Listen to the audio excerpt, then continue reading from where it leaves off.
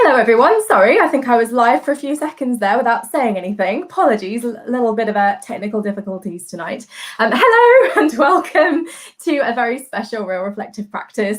This is me, Dr Anjali Pereira. I am the Disillusioned Medic, and as usual, this live stream is all about having the meaningful and open conversations that we as doctors don't even realise we crave. But not as usual, I am joined by two guests this evening. So, you know, I normally have one guest, but tonight I have two. And very special guests they are, so I will tell you about them in just a second. And another thing that is very different for tonight is that for the first time, we are broadcasting to LinkedIn as well. I don't know if it's working yet. It may not be working. I've got something red flashing at me, so I apologise if it isn't, but I'm meant to be broadcasting to LinkedIn tonight. If you're watching from LinkedIn, you can follow me on my Disillusioned Medic page. If you're watching from Facebook or YouTube, hit that like button, and also please subscribe. So, without further ado, let me tell you about the amazing show we have for you tonight. As I mentioned on the last show, I have recently expanded the Disillusioned Medic team, and I have two amazing new team members, Dr. Hana Ali and Dr. India Duane. I am just so honoured. I mean, I said it before, and I'm going to get gushy again. I'll say it again. I'm so honoured to be working with such skilled and talented and lovely people, and I'm absolutely delighted to introduce them to you tonight. And we're going to be talking about the theme of professionalism. This was actually India's idea. So instead of me telling you the story tonight, I am going to hand over to her. But let me tell you a little bit about her first before I bring her in. Dr. India Duane, she graduated from the University of Aberdeen School of Medicine in 2019. And after completing her FY1 year just recently, she had it in her scrubs and her stethoscope, and she landed an incredible position pretty much straight away as a business development executive at a private healthcare company. And just because one incredibly challenging job wasn't enough, she is also my head of marketing and social media. She is an absolutely wonderful human being. I am honoured to call her my friend, and I'm very, very excited to welcome her here tonight. So here she is. Hi, India. Hi, Anjali. That was so cute. I'm like almost going to start gushing now. I'm absolutely honored to be a guest on one of Anjali's Real Reflective Practice videos. I've always been a big fan of these, so it's such an honor to be speaking on one. As Anjali said, we're talking about the theme of professionalism. So some of you might have been aware about the sort of professionalism drama surrounding a recent vascular surgery journal paper and the sort of Bikini Scandal that followed. For those of you that haven't actually come across this yet, what happened was at the end of 2019, a group of 7 authors published a study through the Journal of Vascular Surgery, which was titled, and we'll have to check my notes for this, it's quite a mouthful. It was titled The Prevalence of Unprofessional Social Media Content Among Recent Vascular Surgery Fellows and Residents. Essentially, the study's goal was to evaluate the extent of behavior on social media that they felt was unprofessional in their eyes. And the reason behind them doing this was because they wanted to demonstrate that such material had the potential to affect professional reputation. So how they went about doing this, they identified using a database of a list of vascular trainees, which they didn't actually have permission to use. They accessed this list and they came up with 480 names of vascular surgery trainees. They then took these names and they created 3 fake, or as they called it, neutral profiles to search the various social media accounts, including Instagram and Facebook, for the names of these vascular surgery trainees. Once they'd found them, they combed through their accounts looking for anything that they felt was unprofessional. This was quite a broad category, and it included any kind of conversations about religious, political, or socially controversial topics such as gun control being an American study and abortion. But it also, most concerningly, included holding or consuming alcohol and posing in what they called inappropriate attire. But inappropriate attire included certain types of Halloween costumes and also bikinis. So they classed people being on their social media in bikinis as unprofessional, and that went down as an unprofessional score. They concluded from this, and I find this conclusion quite funny, that young surgeons should be aware of the permanent public exposure of unprofessional content that can be accessed. I feel like that's just a basic definition of how social media works. I don't think we needed a study to do that, but that's the conclusion that these 7 researchers came away from this study from. Understandably, there was an absolutely massive backlash on social media. If you haven't looked up the hashtag #MedBikini trend, then I suggest after this show you go away and do it. It's quite funny and it's quite thought-provoking. But a whole host of doctors took to social media to share photos of themselves, holding cocktails, which counted as holding or consuming alcohol, and also posing in inappropriate attire, such as their Halloween costumes or swimwear, and just pushing the message that just because they dressed like this or had alcohol in their free time did not make them any less of a professional than they were at their work. So it's such a controversial issue, and the backlash that was started by it actually forced the Vascular Surgery Journal to retract the study, and they issued an apology. But what they said in the apology was that they recognized that there were errors in the design of the study and that their methodology was flawed. There was no real conversation about being sorry for the culture that pushed that study forward. So they were almost apologizing for the way that they designed it rather than the study and what it was looking at. So lots of controversial parts to that study. That's just basically a bit of a gist for anyone that hasn't come across it yet, just so that you've got an idea of what we're talking about this evening. So yeah. India, thank you so much. I mean, this is a really important topic, a very topical one, obviously, and I'm so glad that you proposed that we talk about it tonight, because clearly it's something that needs to be talked about, and it's high time for change. But before we dive into that, just a quick shout out to the audience here about this theme of professionalism. If you have any thoughts about this theme, then please do comment in the chat, or if you're watching this on catch up, comment in the section below. If you want to reach out to us and tell us more about your thoughts on professionalism after the live stream, then you can catch us on Twitter or Facebook at Disillusioned Med, or you can always send your thoughts via email to me at drangelipereira@gmail.com.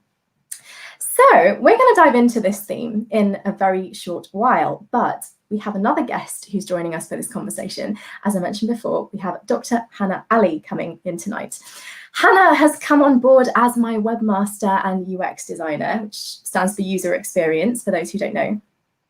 She graduated from the University of Liverpool in 2017, after which she took a deep dive straight into digital health, learned all about user experience from scratch, and started her own company, because that's just what you do after medical school, right?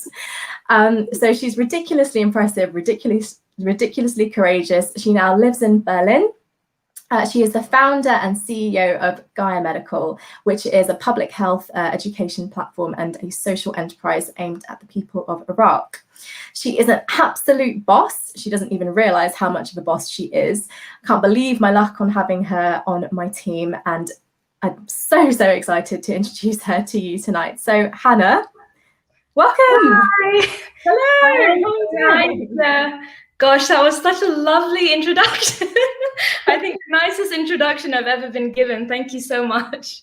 Very much deserved for both of you, and I'm so excited to have both of you on here tonight, because obviously, you know, we've had lots of conversations before, we've had lots of kind of ad hoc real reflective practices before, just between us, and so I'm really glad that we get to share our thoughts with the world this time. So I'm excited, and thank you both for coming on tonight. So I'd like to start by asking you both what you felt personally when this paper started to go viral. Because for me, I think at first I felt baffled and quite confused, because I couldn't believe this was real. You know, I thought at first it must be a joke. I really did. And then it soon became apparent that it wasn't a joke. And you know, more and more doctors were posting about it online. And I remember thinking to myself, of all the things to do research on, you know, of all the things to publish in the medical profession that we need to address in the middle of a pandemic, this is what people put their time and effort into. So yeah, my overwhelming sensation was disbelief. So I'm wondering, what were your reactions? Hannah, shall we start with you? Yeah, well, for me, it was more just surprised at the fact that this whole culture of, like you said, India, professionalism being a certain kind of concept in medicine is still to this day existing. And not just that, but also there were undertones of it being something that was more so directed towards females more than anyone else. And it reminded me of the boys' club culture of medicine, which was something that I thought was, way, way behind us, and we'd progressed so much. But when you see studies like this, it just makes you think, well, maybe not. Maybe it is still the case that there is very much an undertone of old ideas of what professionalism is, what makes a good doctor, and that sort of thing. Mm-hmm. Yeah, no, absolutely. And what about you, India? What did you feel? Yeah, I completely agree with what Hannah has said. And I think, honestly, the saddest part was when I saw it, I was like disappointed but not surprised, which kind of sums up most of my year working for the NHS, to be honest.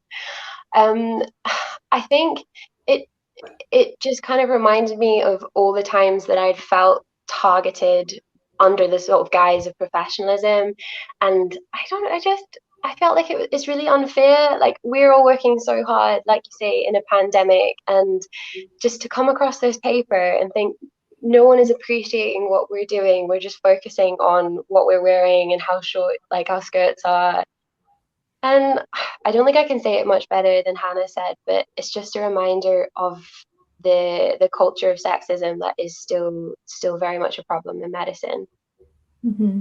Yeah, absolutely. And the kind of narrow view really of what a doctor is meant to do and where a doctor is meant to work. I mean, one of the most inspiring MedBikini hashtag posts that I saw on Twitter was of a consultant. I think she was a consultant, and she was an emergency physician working either in the coastal area, or I mean, she was doing life-saving work of people who were in trouble in those coastal areas. And so she was literally doctoring in a bikini. It was appropriate for her place of work to be doing her job in a bikini. And so to fail to recognize the range of ways that medicine is practiced, I think to me it was really, really sad, Completely. And I think also the way that the study was done, the irony, I just couldn't get over the irony. So I think the three people that created the neutral accounts were all male. So you're creating fake profiles to essentially stalk your colleagues and go through their photos and look at them and think, that's a bit inappropriate attire. We're going to get marked for that. Like, I just don't understand how these people didn't see the irony in that. Like, spending hours of their time looking through photos to determine what, in their point of view, was inappropriate. It's just that itself is massively inappropriate. Mm-hmm. No, it's very true, and yet I remember being told at medical school, be very careful what you post on social media. And you have to behave a certain way, you have to be perceived a certain way, and social media is part of our lives now. It's part of the modern way of communicating, and people, your future bosses, your colleagues, your patients, they're all going to see what you're going to be posting out there. And obviously you can zoop up your privacy settings, but that doesn't stop your friends perhaps from sharing, even accidentally sharing photos of you doing whatever. So yeah, social media is a bit of a murky area, and I was wondering, were either of you ever warned about this, either at medical school or in the job? Oh, absolutely. I think it was one of the first lectures that they gave us when we were in medical school. And I can't remember how much time they dedicated to it, but it was a long time. And I just think it makes it really difficult for you to be able to separate yourself from the identity of being a doctor. It's like you're always on as a medic. And if you're always on as a medic, even during your personal time, during your interaction with your friends, your family, then at what point do you develop your own identity away from medicine? And for me, that was one of the things I struggled most with when I decided to leave after medical school, it was this idea of separation and kind of grief at losing a certain part of you. And I don't know if I agree with that completely, because it's too closely tied to yourself as a person, and you need to be able to remove yourself from what is essentially a really, really demanding and stressful environment and job. Mm-hmm. Yeah, no, I mean, it's interesting to hear that you two were literally lectured on social media. I mean, in India, did that happen to you as well? Yeah, completely. So we had, I can't remember what they were called, but they were like professional development blogs.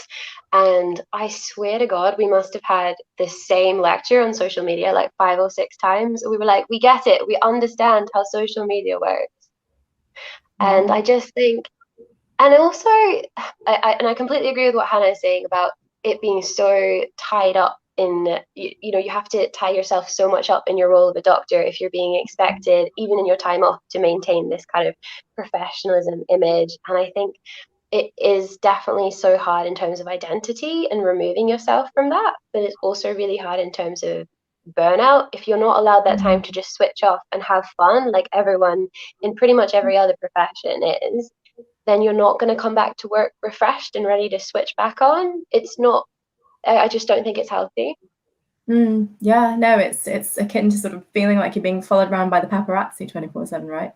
Yeah. I mean, how do we feel now? Because obviously, as you said, India, the study was retracted, and this apology, quote unquote apology, was issued by the researchers. Yes, and they promised to do better, which I will give them. But do we think this is enough? And I'm feeling like we're going to say no, but do we think this is enough? And if not, why not? And perhaps India, you could go first on that. I mean, I think it's to do with the culture, which isn't something you're going to, you know, one journal in itself is going to fix. But I think when you are high up in a journal, you have the power to be publishing things that are going to make an impact on people, and letting that out is going to have an impact on how people think they should be behaving. So there will be people that have read this and have sort of not considered it and not thought about fighting against it so much, and just thought, okay, yep, that's a good point, maybe I shouldn't do that. And I think as a body that has that much power, you have a responsibility to be careful about the messages that you're putting out. You know, if you were putting out misleading information about interventions or treatments, then that would be quite scandalous. But if you're sort of pushing out harmful viewpoints against doctors and how they dress and things, then that's also quite damaging. But no one seems that stressed about that. Yeah. So that's kind of a long-winded way of saying that I think it's the culture. And I just don't think that they on themselves can change the culture, but they could contribute to it. It's interesting because as you're talking there, just thinking about the way that medicine can be so infantilizing. You know, you are treated in many ways as a child. You know, when you're a doctor, you're told what to do. There's this hierarchical system. You have to look up to, you know, your seniors, and everything they say goes. And I think that it does drive that sense of, oh, we must be careful. We must listen, you know, to what authoritative voices say. And so I think you are right. You know, even though the study has been retracted, there will be people who still have been impacted by it. So I think that's a very valid point. Hana, what about you? Do you think it's enough to simply retract it and issue an apology?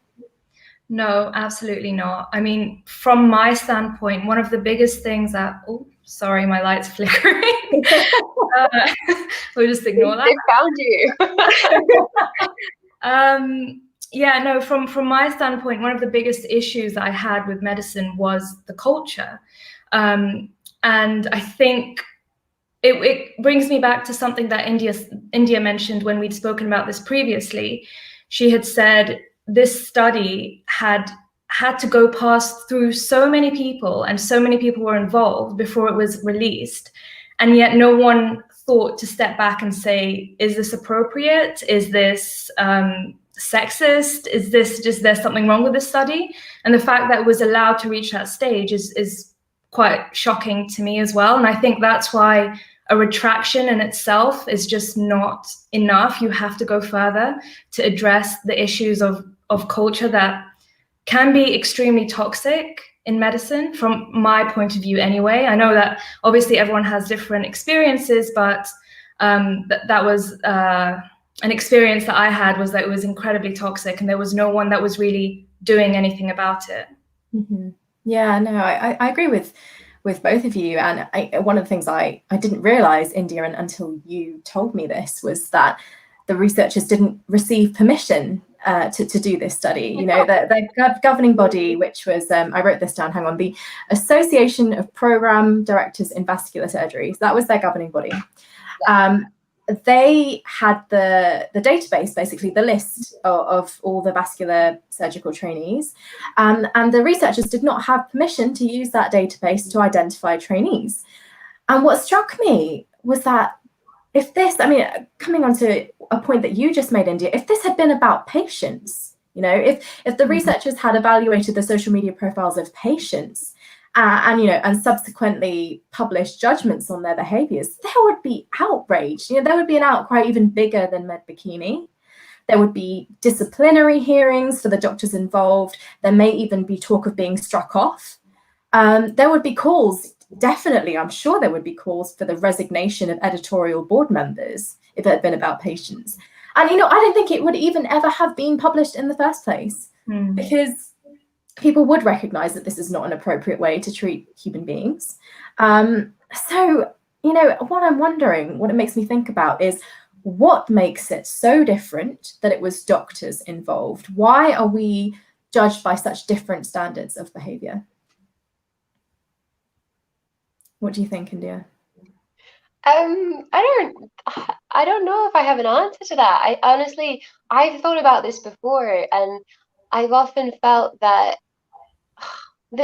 so for studies that are involving patients, there is such rigorous ethical approval that they would have had to go through to publish it. But I don't think that employees of healthcare bodies are treated with enough respect, and I think it ties into that. And it's this whole idea about this paternalistic, we're just looking after you, you know, this is the best thing for you. And the conclusion of the study, it was saying, you know, young surgeons, like, that's a very like mothering term, like, come on, young surgeons, you should be aware of the permanent public exposure of the unprofessional content. It's like, that's so patronizing, and it's very paternalistic. It's like, did you guys know that what you're putting out there is out there? And it just kind of ties in with the lack of respect and the sort of paternalism that I think healthcare employers have for their employees. No, that's interesting. I mean, for me, I was thinking about I suppose, I mean, obviously being a doctor is a very privileged role, and you are in a position of power, and there are certain responsibilities that come with that, obviously. But to me, there's a feeling of being put on a pedestal, you know, in some ways, as if doctors are not human beings, you know, as well as doctors, as we were talking about a little bit earlier, that your identity is inherently kind of tied up in this image of doctor, and therefore you have to be perfect. And, you know, in my practice as a coach, I see perfectionism is rife in the medical profession. You know, we are expected to conform to ridiculously and, quite frankly, unattainable high standards. So for me, I think part of that different level that we're held to does stem from that, you know, perfectionism, that being put on a pedestal. I mean, Hannah, do you have any opinion? Would you agree with that?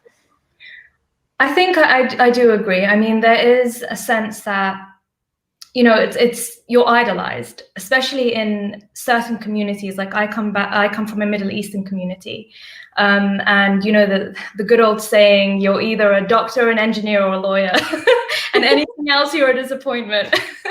But it's this you know, idolizing of not just being a doctor, but even the term doctor means such a big thing within the community, and not just in the Middle Eastern community, in many communities. And I think with that comes pressure to maintain a certain image, and to be presentable, and to be intelligent, and to be all these things, which in most cases, most medics are. If not, you know, all medics are intelligent, but it's just, I think I completely agree with what you say. It can be incredibly unattainable, and it can lead to putting so much pressure on yourself that can affect you in so many different ways that I think most people don't even realize. and it can manifest in different ways for different people, but in general, it's not a positive thing to have that much pressure to be perfect all the time, or not wrong. And even when you're working, and there's just such an immense amount of pressure not to make a mistake, because people's lives are in your hand. And it's, yeah, I mean, I agree with you there. I think that's pretty much what I have to say on that. But yeah, no, I really identify that with that, coming from a Sri Lankan background, that there is this sense of absolute reverence around the medical profession. And if you are a doctor, you are inherently good, you are a good person. But there is no, there are no specifics to that. There are no guidelines about how you should be a good person. So, it's a lot of guesswork, or how people are going to judge this and how people are going to react to that. And if you're constantly thinking about the image that you present to the world, I think you're right. It is a hell of a lot of pressure. So, I think one thing that we have touched on, and that we should dive in a little bit deeper, is this question about sexism. This idea that, as you said in the research, in the papers, that the researchers defined male swimwear. I mean, it didn't even come up. Male swimwear was not deemed as offensive. And yet female swimwear was offensive. Yeah. And on the surface, this seems like a really simple point. This seems like pure sexism. But when you dig deep, all sorts of things came up for me. So I thought we could start by sharing, as female doctors, our own experiences of this kind of thing. I mean, I certainly have a personal story. I was pulled aside once by a nurse and asked about the length of my skirt. And that was as an F1 doctor. I mean, she didn't do it in a horrible way, but she did do it in the middle of a busy ward in front of patients, which was not great. And she asked me if I thought the length of my skirt was appropriate. Now, clearly, I was wearing that skirt to work. I chose my outfit in the morning, so clearly I did think it was appropriate. I would not have worn it to work. And it did make me feel uncomfortable. And it was, again, like being a little schoolgirl being told off by the school mom or by her mother or whatever for not keeping to, uniform regulations. So what about you guys? Have you had personal experiences of this? India, do you want to go first? Yeah, sure. So I think the biggest example of this, and I think the way that it sort of shows the link between professionalism and sexism, was one of my placements as a junior doctor. I was in a situation where a room full of older, more experienced male colleagues were talking with some of the younger kind of female middle grade doctors about how previous medical students had dressed. And this started off under what you could call a professionalism discussion, all the length of their skirts and how low their tops were, and things that, in terms of how this paper was looking at things, would be a professionalism issue, which I disagree with anyway. But then this sort of segued into talking about how they looked in those, and it actually ended up with them talking about what those students wore in their own time off. And with one of the members of staff actually bringing up the Instagram account of one of the students that was private, but that she was a follow-on, to show the consultants what that person was wearing in their own free time. So this started off as what would in medicine be seen as an acceptable conversation about how professional the medical students were being.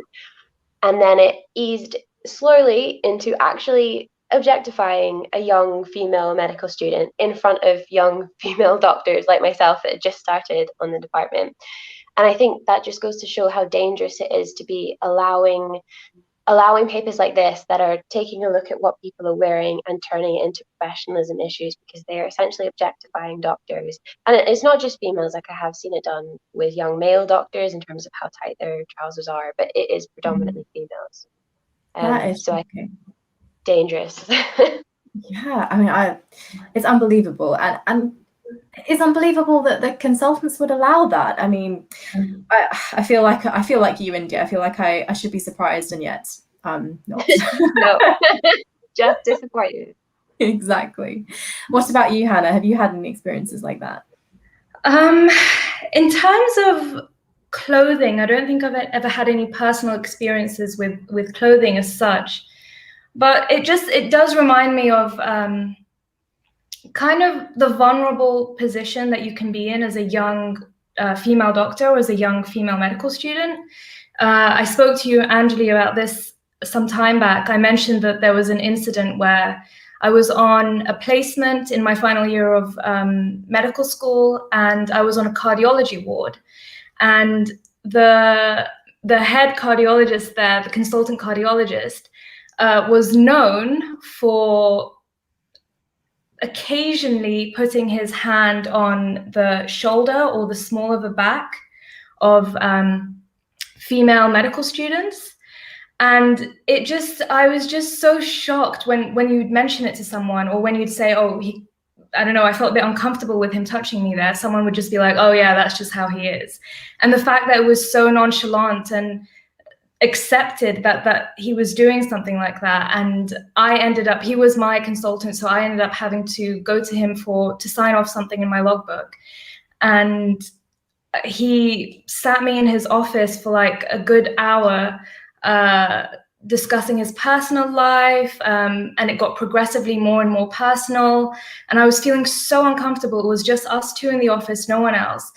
And then at the end of it, he asked if I had a sister, and I said yes. And then he asked if I could, as a joke, give him my sister's number. And I was just in that moment, just felt like, this is so inappropriate, but I felt so powerless to say anything, especially since I really needed him to sign my logbook so I could finish the placement. But again, if you did mention it to anyone, everyone's like, oh yeah, that's just the way it is. You know, if someone makes a comment that's sexualizing someone else, oh yeah, that's just the way they are. And no one really calls out these big figures or these people with power, if you like. I suppose because of the repercussions that they think they might face. No, I mean, it's horrible that you went through that, Hannah, and I'm so sorry that you had to put up with that. And that behavior is just completely wrong. And it's so good that you bring that up as a connection, because I think it's important to identify the fact that it's a slippery slope, right? I mean, we start off by talking about the way that women dress, the way that female doctors dress, and the way they present themselves at work, and condoning that kind of conversation. It doesn't so much condone sexual harassment, but it tends towards that, I think. You know, if you're condoning talking about the way women dress, then there is a slight grey area to say, okay, well, maybe we can take it to the next step. You know, maybe we can ask female doctors inappropriate requests. Maybe we can touch them in inappropriate ways. And, you know, it's just this, as I say, that slippery sliding slope towards things that are deeply wrong and unpleasant. Yeah, that's terrible. I mean, for me, there are places that I wouldn't wear revealing clothing because it would be disrespectful, you know, such as places of worship, religious sites. The question I have for you is this about respect and professionalism, in the sense that, I mean, you mentioned male doctors, India, for example. Is a comment about a short skirt equivalent to a male doctor being asked to tuck in his shirts, for example, or do up his top buttons? Or is there an inherent part of it that is about the sexualization and objectification of women? I mean, where do we draw the line? You know, in India, in your example, that conversation that they were having, where is that line between professionalism and respect and this darker, more unpleasant undertone? I think it's definitely before you bring out someone's Instagram account and start showing around the office. Yeah, so I do think it is an issue that guys face as well. I don't think this is an issue that as females we're alone in facing, but I would say that it's more of an issue towards females. I feel like the line you mean the line sort of in terms of where judging our outfits can be professionalism and where it goes too far? Is that kind of what? Yeah, so I would personally say, if you can attend an arrest situation without exposing like your pants or your bra, and you can, you know, if there's someone collapses on the floor and you need to do your AT assessment and you're down on the floor, you need a skirt that's not going to ride up, you need a top that when you bend over like isn't going to expose everything. But if it ticks all the boxes, then I don't really see why the length of it past that point or how much skin you're showing is an issue. So I think the line should be drawn as what can you practically do in your clothing without being completely inappropriate and actually revealing like your bra or your pants. That's just my personal take on it. No, thank you. That's interesting. And you know, if any audience members watching tonight have any stories that you'd like to share, it'd be good to ask you guys, what is the most bizarre thing that you've been called out about in the name of professionalism? Let us know in the chat, or as I said before, if you're watching the show on catch up, comment in the section below. We would love to hear your stories. So I'd like to move on to kind of non-clothing related items, if you will. Things like piercings and tattoos, obviously neutral ones, perhaps hair dye colours, that kind of thing. And the reason I want to talk about this is, India, I know that your nose ring caused some raised eyebrows at one point, didn't it? Yeah, so if I don't know if anyone can see from this camera, but I have like a tiny little nose stud in my nose, which I got when I did super well in some exams and got my like dream job. So it was a celebration of the fact that I got my dream junior dog. Well, that's coming, but dream junior job, and I was celebrating it. And I remember, you know, some people close to me saying, "Don't do it. Like, it's a bit unprofessional, and it's, you know, it's going to raise questions on the ward." So before I got it, I did a bit of research into, you know, are they actually unclean? Because if they're unclean, then yeah, I'm obviously not going to get one. That's a danger to patient safety. But they're incredibly easy to keep clean. They're cleaner than ear piercing. So I thought, yeah, fair enough. I'm going to get one, get a tiny little one. But I got it done, and I was a little bit nervous because I was like, okay, I'm maybe gonna get into a little bit of trouble from some supervisors. And I went into the office. I was doing a sorry, I'm really near the hospital, so you can hear that helicopter. And I went into my consultant's office, who was supervising my research placement, and she is super cool. And I was talking to her, and she looks at me, she's like, "Have you always had that?" And I was like, no, I got it this morning getting on show. And she's like, "I love it. Let's go get me one. It looks so good." And it was just so nice to hear that positive feedback. And I said to her, I'm just kind of worried about the professionalism issues. And she basically said, if anyone has a professionalism issue with it, like, you tell them to, a more impolite way of saying, leave you alone. And it was just really nice. And then when anyone asked me about it in future, like, that's not very professional, why are you wearing that? I'd just be like, well, actually, it's clean. It's not in the way. I don't see why it's an issue. And I think having that kind of consultant just supporting me and hyping me up and being like, why is this such a big deal, is kind of nice. And I kind of wanted to talk about that positive experience from seniors, because a lot of what we talked about has been negative. But yeah, that's the life story of my nose piercing. No, it's really interesting, and it's so good that you had a positive, some positive feedback and some encouragement on that, because I know that this can cause issues. And what about you, Hannah? Where do you stand on piercings and tattoos? And have you ever seen anything, experienced anything, or do you have kind of your own feelings on that kind of, you know, non-clothing related items? I'm cool with it. I'm completely fine with it. I mean, I see no reason. Like India said, if it's clean, it's not going to be dangerous to anyone on the ward. I see no reason for you not to be able to express yourself personally. And I know we said we weren't going to talk about clothing anymore, but it does remind me of when I went to my medical school interview in Liverpool, and I walked into the room and there was just like a short, like a small area with couches, and all the medical students were waiting there to be called in for their interviews. And I don't know why, but I had decided to wear a bright orange skirt, so bright that it was like it was blinding. I love it. A bright orange skirt, and then a top with like a white top with blue birds on it or something. I have no idea what I was thinking. Anyway, as I walked in, everyone else was in grey. Everyone. And I was there and I sat down and my skirt literally matched the chair I was sitting on. But you know what? Looking back, I genuinely think that's what made me stand out on that interview day, because everyone was just wearing grey. And I see no reason to be able to. I don't see why you should, force everyone to look exactly the same, behave exactly the same, speak exactly the same. It just doesn't make any sense to withdraw the individuality.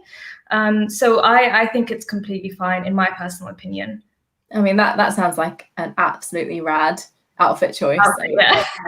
I kind of want to see it. Can you send us a photo after? I just want to see it. If I can find it, I'll send it to you. Please do. But yeah, I mean, I read a New York Times article after our last conversation on this. And it's kind of connected. It talked about the experience of Black female doctors in the United States.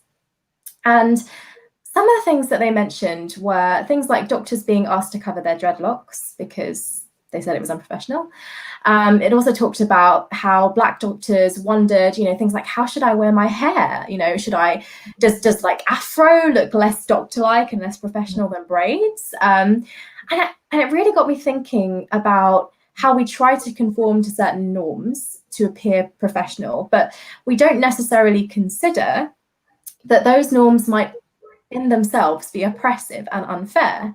We have a view of professionalism that is based on a white heteronormative male that behaves in a certain way and that is from a certain background. So it's not just excluding, women and people of color. It's also excluding other groups, like people with disabilities, for example. I consider myself to have a physical disability. So would it make me unprofessional if I showed that disability, or if the way that I worked was affected by it? It's also excluding the neuroatypical, so people with things like autism, perhaps, or Asperger's, or people who perhaps have a different gender identity and choose not to dress, in a traditionally gender conformative way. So, when you start to think about this kind of broad effect, really impact that our view of professionalism has, it kind of becomes clear that it doesn't make space for so many groups of people, and our society has moved on from our old view of professionalism in medicine, and yet within medicine we haven't really moved on with the times. So yeah, that's kind of interesting for me to think about, the other people who might be impacted by the way that we view professionalism in medicine. And I'd love to know your thoughts on it as well. Hannah, perhaps, do you have any thoughts on that? Yeah, I agree with what you're saying in terms of. Oh, sorry, can you hear the feedback? It was a little bit, but I think you're back now. Okay. I think just in general, it sort of reminds me of medicine as a whole tends to be, it doesn't catch up with the rest of the world as quickly as maybe other industries do. And I think it can be really difficult for people in that position to find a space to speak up, or to know who to go to, or to, I don't know, find a way to resolve something like that, because it's so embedded into the culture. And as you said, it's based off of, one particular kind of person, and everyone has to conform to that one particular kind of person. And it's so difficult to change, for some reason, to change things within medicine, I suppose, because it's such a high risk, such an old industry that, it can be difficult to change. So, it breaks my heart that people have to go through that. And I think there need to be more spaces available for them to open up about it, because quite often I think that if someone was in that position, they would more or less keep it to themselves, or only discuss it with people who would go through a similar kind of thing, and probably not mention it to anyone else who they thought wouldn't understand. Mm-hmm. No, I mean, it's actually interesting that you bring up this point of understanding and people going through similar experiences, because another part of what this article was talking about was the fact that Black patients had better outcomes with Black doctors. And it was just sort of very specific things that they looked at, but it was very interesting because it kind of raises this idea that perhaps if doctors appear like human beings, if there are things that you can connect with your doctor, that identify them, as not just this blank face that's part of a profession that has nothing to do with you, then actually it might be better for patients. And this whole study was really, it was partially about the way that your colleagues view you, but it was also about how patients view you.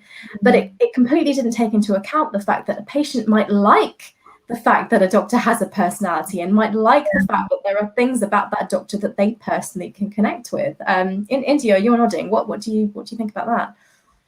I just want to say I completely agree with what Hannah was saying about having to conform to this one idea and that being completely ingrained. That's such an issue. In terms of, I do think patients do want to see things in their doctors that they can relate to. I don't think you want some polished robot coming in and taking care of you when you're most vulnerable. And I think some of the things that stood out to me were just like little things about if I was wearing something. Like I wore my Doc Martens to work a couple of times, and I remember a patient being like, "Oh, I've got a pair. I love Doc Martens," and then we just started like bonding over a love for Doc Martens. But I think it's little things like that signify that you're human, and they can pick up something from you and relate it to themselves. Where if you're just this sort of polished traditional idea of what a doctor is, then they can't really engage with you and see that you are human and you do care about them and you're not just a machine. And I think and that obviously it's not an equatable example, but I completely can see where you're coming from with Black patients having better outcomes with Black doctors, because I feel like the relationship is going to be better if you can see that your doctor understands you and is similar to you.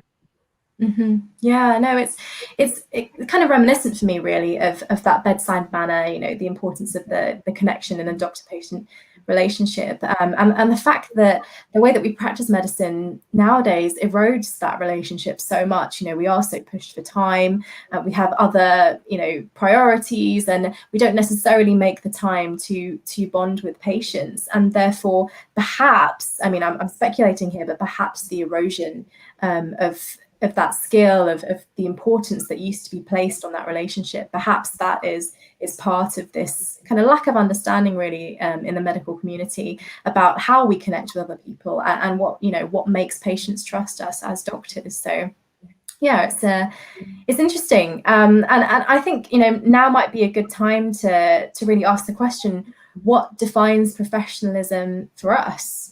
So, for you personally, what would you say professionalism is? And Hannah, shall we start with you? I think for me, professionalism it really just comes down to treating your colleagues, your patients, and people around you with respect. Speaking to them with respect, behaving with them with respect, referring to them with respect. It really just ties down to that. And I think more focus should be placed on interaction rather than physical appearance or what someone's wearing or anything like that, which in this day and age is superficial. It needs to catch up to the fact that professionalism needs to be tied down to interaction rather than these superficial metrics, in my opinion. No, I agree with you. We were actually sent a message from a listener, from someone from our community via LinkedIn, from Joe Turner, who is a physiotherapist, clinic director, and certified coach. And Joe says, on one level, professionalism to me means doing a good job and showing a high level of skill in your work, which is reflective of what you were saying, Hannah.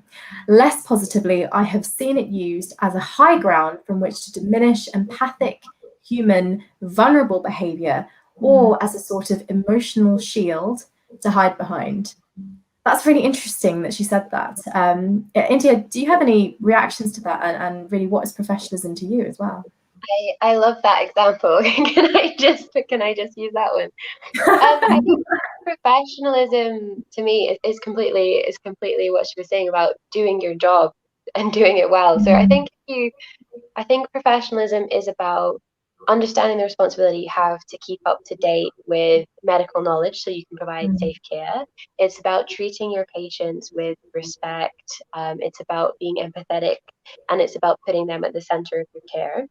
It's also about being respectful to your colleagues and to supporting them, and just generally acting in a way that makes you a good team member and a good doctor to be looking after patients. I don't think it has anything to do with the fact you are wearing a skirt that's shorter than your colleagues or have a tiny little bit of metal in your nose. I don't think any of that is relevant. I think that if you are doing your job with good intentions and you are being polite and respectful to your colleagues, then I think that is all that should be expected from you as a professional.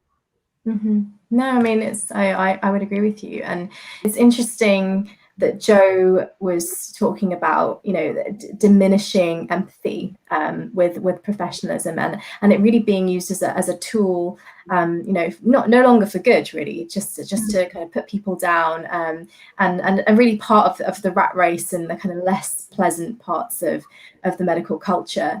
It's interesting what she says about using it as an emotional shield to hide behind. I mean, perhaps, I don't know exactly what she means by that, but perhaps projecting a certain view, conforming to a certain kind of professionalism, is a way for doctors to deal with what they're going through, and perhaps not in a healthy way. So we know that hurt people hurt people. I think that's probably pretty common knowledge. And if we're not dealing with the realities of the medical profession in a healthy way, perhaps we turn to things like professionalism and misuse them, you know, in order to cope. So really that's my reaction to that. And for me, it's interesting looking at professionalism now from outside medicine, and I'm sure it's interesting for you guys too to be doing the same. Because in my world, you know, marketing in the corporate world, it is largely about delivering what you were required to deliver, exactly as you were just saying. You know, it's appropriately managing the expectations of your client. You know, that requires both experience and honesty. And then it's about meeting those expectations, like achieving your key deliverables. You know, you're keeping your client updated throughout the process, and you're being upfront about any issues. It's very similar to what you're supposed to be doing in medicine, but often you don't have the time to do. And in my world now, if my client is happy and if they come back for repeat business, which is even more of an indicator, then I consider my job well done, you know? And professionalism is sort of automatically embedded in that, because if the client thought I was unprofessional, they would not come back, you know, they would not be happy. And so it's interesting for me to think about the lack of time that we have for patients as doctors, and whether that impacts our ability, our fundamental ability to be professional. I don't know. What do you guys think? Do you have any thoughts on that? I don't know if it necessarily impacts our professionalism, but I think it does. The whole thing is tied to patient care as well, because obviously, if you're not giving your patient the amount of time that you need to give them, that's going to have a large impact on the patient care that you're delivering.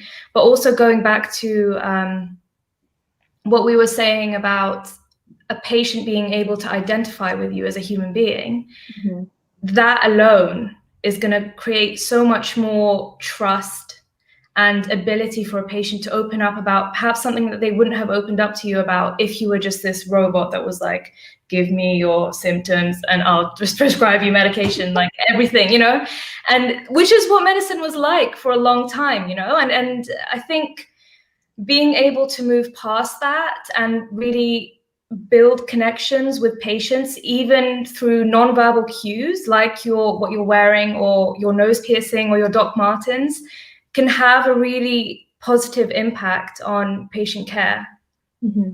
Yeah, no, I absolutely would agree with you. We've got a comment come through from Fliss.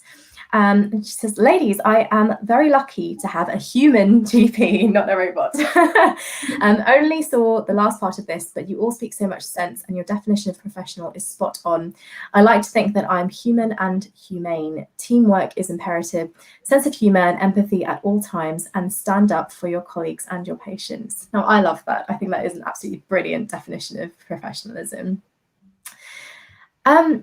moving on to a kind of big part of this paper, the article shamed doctors for one very particular thing. And in India, you brought it up earlier, the things that they were doing in their time off. And one of the big things that people were posting about with the MedBikini hashtag was pictures of themselves with alcoholic drinks, because the paper said that posting pictures of consuming alcohol was inherently unprofessional. My first reaction to this, obviously, was that is ridiculous. How on any planet does having a glass of wine with your mates constitute unprofessionalism?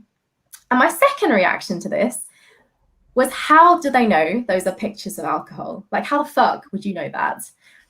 Oh, by the way, swearing was another thing that was on the list of unprofessional. So, for example, when I was pregnant with my daughter, I still went out drinking with my friends, but I had mocktails instead of cocktails. I had, things like Schlur instead of champagne. And there are loads of non-alcoholic spirits, that you can have, like you can have non-alcoholic G&Ts. So I had that. But from a picture from social media, you would have no idea that it was non-alcoholic. So it's a double insult in a way, because not only were the researchers judgmental here, their evidence was also completely unsubstantiated, because there is no way they could have been able to tell if that was actually alcohol. So I would love to know your thoughts around this particularly controversial part of the paper. India, perhaps you can go first. I just think it's quite funny because, how we were talking about if this was patients. Can you imagine, I was just having thought, if they did something sort of similar where they talked about, cardiovascular health, and then they stalked all their patients on social media and they were like the ones that were drinking alcohol, and then that would get slated. You'd be like, okay, firstly, you're struck off, and secondly, what are you doing? Like, how do you know that this is alcohol? And yeah, I completely agree with what you're saying. How they know it is beyond me. I think that's really poor design. But I also think, what are you doing looking at what people are doing in their spare time? If you come into work with a hip flask, yeah, fair enough, you might want to sit down with that person. But if you're just drinking alcohol in your free time and you're not posting any pictures of you being intoxicated and harming anyone, then the actual act of drinking alcohol shouldn't be something that's unprofessional. It should be not being able to control your drinking and doing potentially harmful things, but drinking itself shouldn't be a professionalism issue. No, and it's interesting because it's not something that I think the public would call us out on. I don't know if you remember, but during the whole junior doctor contract row, one of the things that the Sun newspaper published was pictures of champagne medics. That was the headline, and they got all pictures from social media. Ironically, of doctors, doing things like being abroad in exotic places and drinking champagne, and it absolutely backfired on them, because obviously the point they were trying to make was, look at these rich doctors, what they do in their time. But actually, the truth behind it was that these exotic locations were doctors on their elective, and they were often doing voluntary work. And the doctors, drinking flutes of champagne, the kind of broad public reaction to that was, so what? We all have a glass of champagne, to celebrate, on special occasions. We all get a bit tipsy, and if a doctor's doing the sort of things that I would do, then I don't really care. So it's funny how that completely flopped as an attempted attack on doctors. Hannah, what's your opinion on this? Yeah, I mean, I just think it's completely ridiculous. I mean, it's like you said, it's your personal time. What you do in your personal time should not impact your professionalism or your job or how you treat patients or how you work with your colleagues. So I think it's completely ridiculous. And a part of me wonders if they were just trying to find things to state as unprofessional. I don't know. It's so ridiculous, honestly. Like, you could have picked eating a burger because it's unhealthy and it raises your cholesterol. You could have picked so many things. But yeah, I just think it was ridiculous. No, I agree. And I mean, the thing that you said about Halloween costumes as well, India, that I think that was equally ridiculous. I mean, I don't understand, why does wearing fancy dress, particularly for a popular cultural celebration, why is that deemed unprofessional? I cannot understand the logic there. It's again this idea that you were talking about earlier, Hannah, of having to be on 24/7, you know, and not being allowed to be normal people. And personally, it makes me feel quite angry, you know, because I mean, you know that I talk a lot about doctor guilt. That's a big thing I'm passionate about. We all know that being a doctor inspires so much guilt.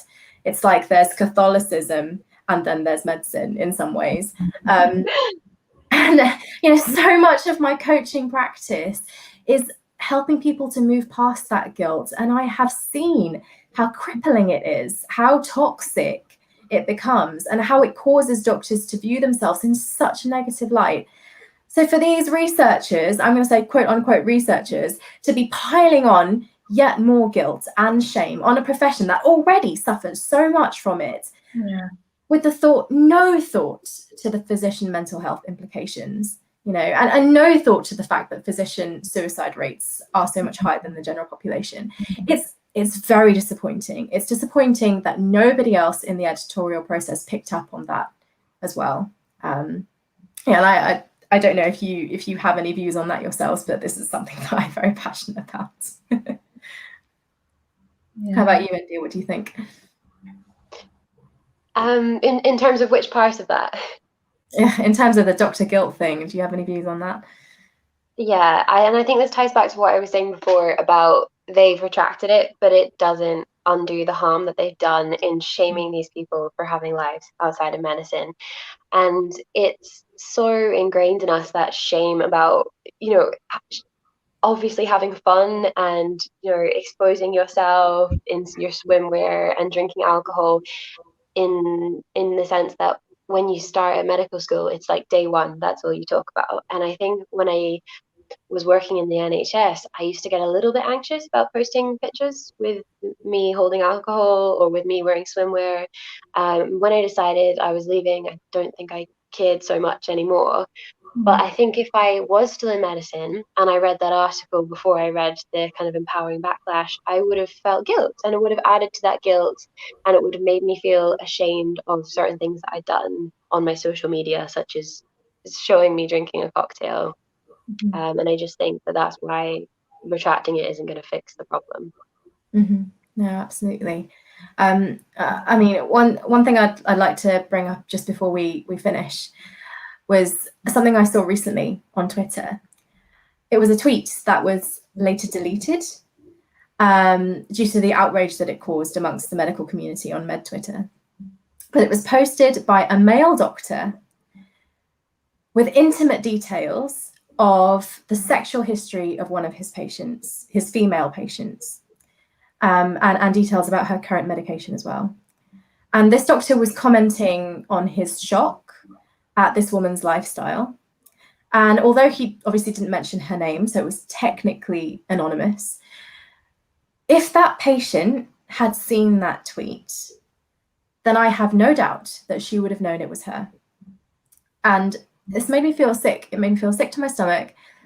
And in light of Med Bikini and the Me Too movement as well, it made me think that this is the sort of thing we need to be calling out on social media.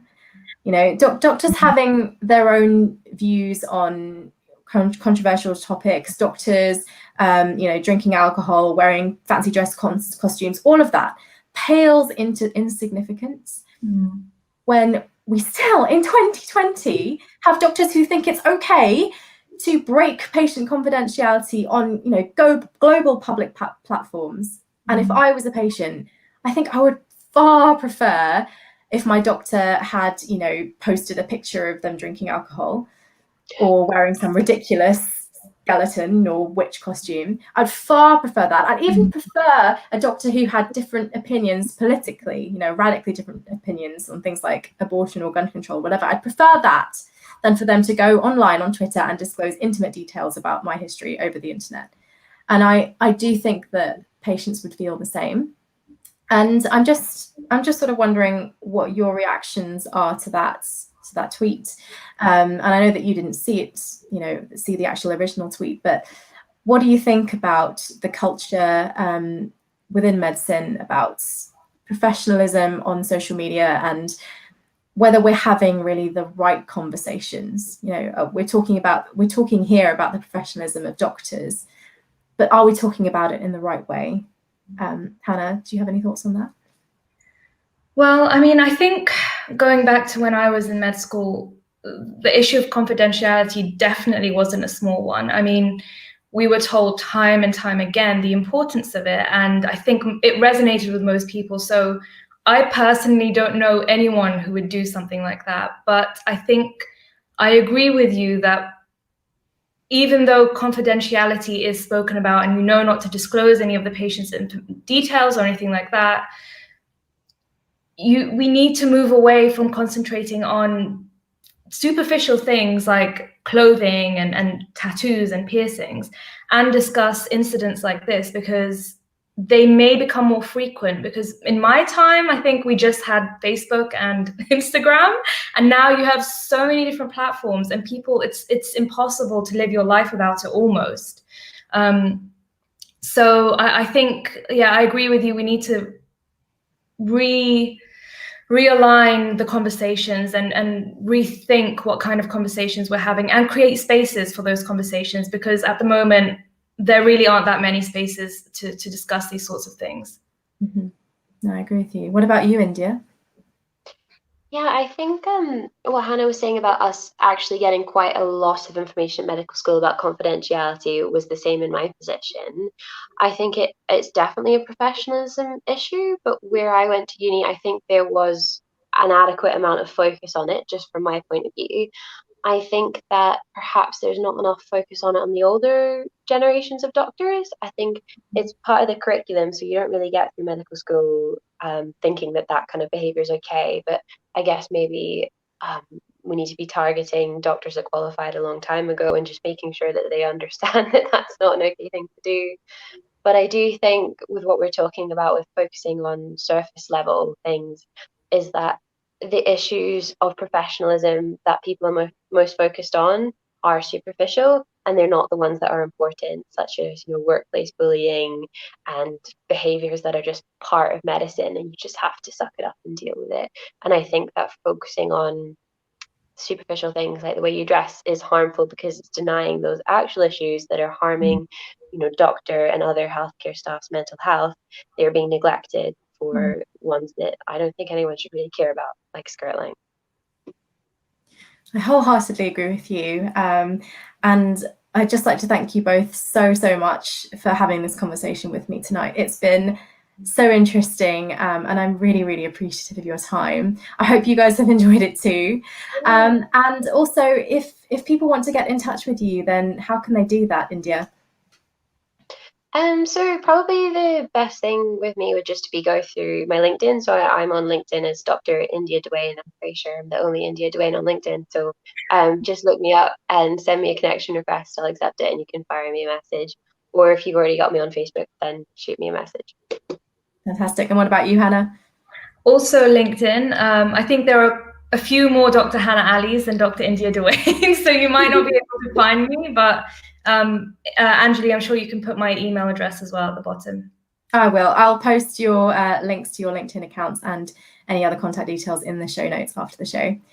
So thank you so much again, Dr. Hana Ali and Dr. India Duane, my wonderful team. Thank you for proposing this topic as well. And I will speak to you very soon. Take care, guys. Thanks, Anjali. Bye. Bye. Have a good day. Oh, weren't they amazing? I'm so lucky to have them. I hope you enjoyed that conversation. I certainly did. Yeah, very thought-provoking. We are at the end of the show. Thank you so much to everyone for coming tonight. Really appreciate it. I will be back tomorrow with another bonus live stream for you. I had 2 guests tonight. Tomorrow I will have no guests, so it's all being mixed up this week. It's just going to be me. I'm going to be talking about my why. I'll be explaining to you guys what real reflective practice is, what it means to me, what it's all about, and really why I started this show. So join me tomorrow, usual time, 7:30. If you have any questions for me, or if you have any questions for my team, then do shoot them over to me at dranjalipereira@gmail.com, or get in touch with Hannah and India directly. That's all, everyone. Thank you again. Stay inspired, and good night.